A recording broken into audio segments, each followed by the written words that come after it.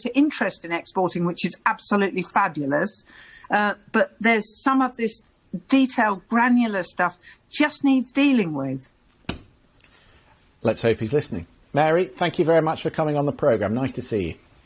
Thank you so much for having me here, hearing my... Now, when you open a web page and the warning pops up on the computer asking you to accept or reject the cookies, how many of you read what's behind it? Well, if you're like me, not many, I would think. And a new report has found that 2/3 of the tech firms who run these pages are unlawfully gathering our personal data. Data that would allow them to identify where we live, how we eat, how we think, in fact, everything that we do online. The study by Brunel University found companies were openly flouting UK and EU laws. Of the sites they looked at, 64% were in breach of the regulations, sites that included Google, Facebook, Twitter and some major companies like Ryanair. Hal Hodson is the technology correspondent for The Economist and joins me. Nice to see you. Is the fact that this stuff that they gather on us, all this data they gather on us, is it just so valuable that they're actually prepared to flout the rules and take the fine?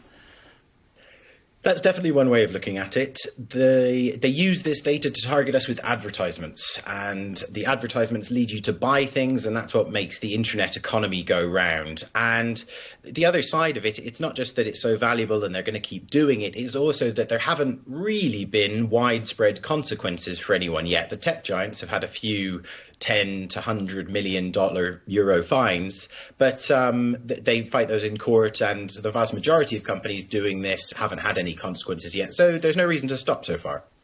Just explain to people who don't properly understand these cookies what it is they actually gather. What's going on, with these data file stores? What's in them? Yeah, so they're basically just text files that live on your computer or other people's computers that keep track of what you look at on the internet.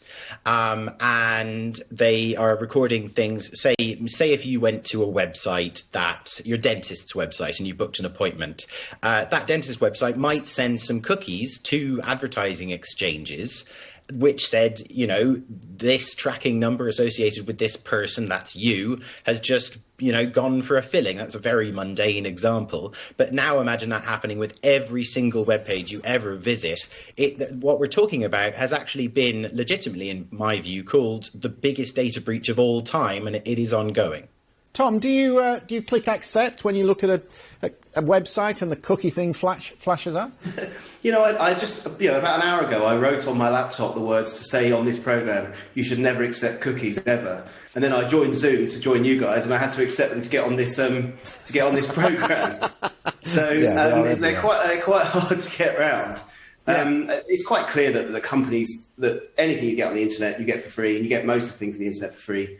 So the product is the data, and the product is essentially you. And they're unsurprisingly quite crafty about taking that from you because it's the core of their business. As Hal says, Sarah, no one's really policing it. They've won effectively. And I've sort of come to the point where I'm almost resigned to it. We've almost given up trying to keep our data because, it's on the fridge, it's on, it's on the computer, it's on your mobile phone. It's exhausting to try and keep hold of your data. I know, but there's almost no such thing as privacy anymore, is it? Everyone knows everything about you all of the time. I mean, the NHS tracker app, where have I been for my lunch? How much did I eat? How long did I spend in the loo? You feel like everything knows everything you do because everything is on computers or laptops or mobile devices. It's all just gathering information about you. What I find so offensive is what the internet seems to think I'm interested in, which seems to be mainly cures for earwax problems, which is very depressing. I mean, there's a whole sort of terrible culture around what does the internet think of you, and that is quite depressing. Yeah. But I mean, I don't know what to say. I mean, you could just, you'd have to go off grid to avoid it. Yeah. I'm just thinking of some of the adverts I'm sent now. I know I am sent one about slippers, which I don't know what that says about me. Anyway, maybe it's the boss trying to give me a clue. Hal, I want to talk to you about another issue, this time involving Meta. This is the parent company of Facebook, who threatened to